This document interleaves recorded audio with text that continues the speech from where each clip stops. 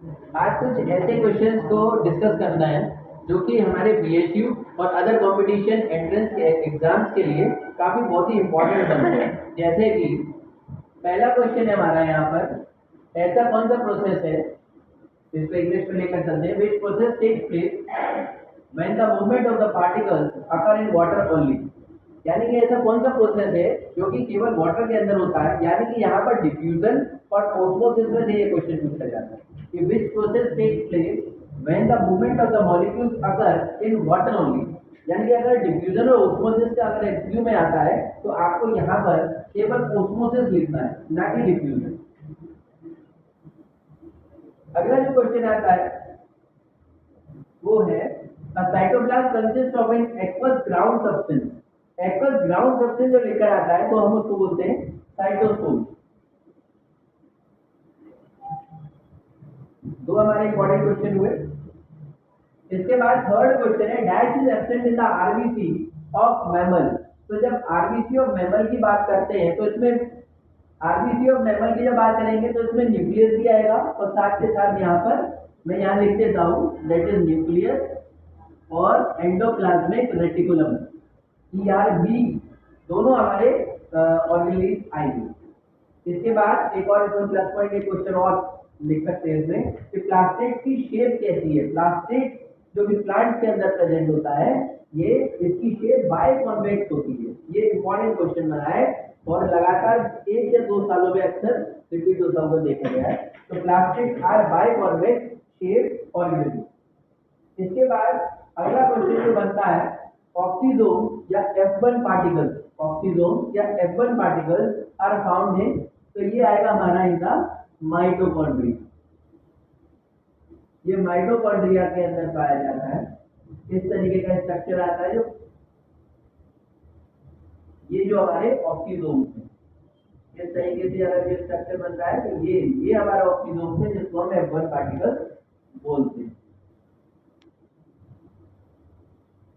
अगला क्वेश्चन है हमारा कि which organelle is called as the semi autonomous organelle. जब सेमी ऑटोनॉमस ऑर्गेनेल की जब बात करते हैं तो यहाँ पर हमारा एक तो आता है न्यूक्लियस,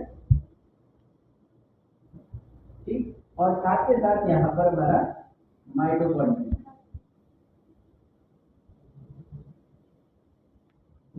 अगला जो क्वेश्चन आ रहा है वो है कि यूनिट मेम्ब्रेन ऑफ वैक्यूल। तो वैक्यूल की आउटर मोस्ट यूनिट मेम्ब्रेन होती है उसको बोलते हैं हम tonoplast. It is called as the tonoplast. तो टोनोप्लास्ट, यहाँ पर टोनोप्लास्ट की बात कर रहे हैं, टर्गर प्रेशर की बात नहीं कर रहे हैं। तो टर्गर प्रेशर भी हमारा एक क्वेश्चन इंपॉर्टेंट बन जाता है। इसके बाद विच mineral ion is essential for cellular activity. तो सेलुलर एक्टिविटीज में खासकर की देखा जाता है दैट इज कैल्शियम। तो ये हमारे 7 और 8 इंपॉर्टेंट क्वेश्चन थे। एक बार रिव्यू के तौर पर देखते हैं।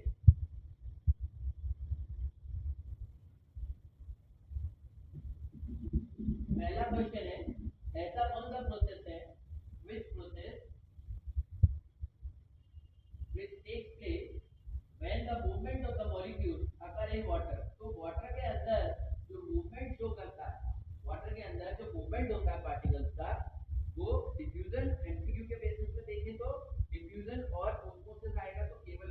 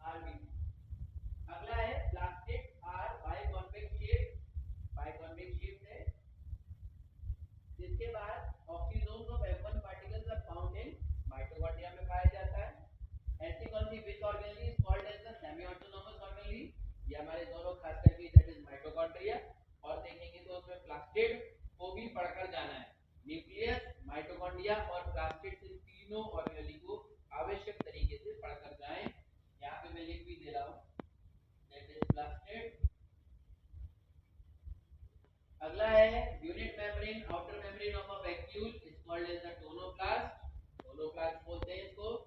मिनरल आयन में एसेंशियल फॉर सेलुलर एक्टिविटीज के लिए दैट इज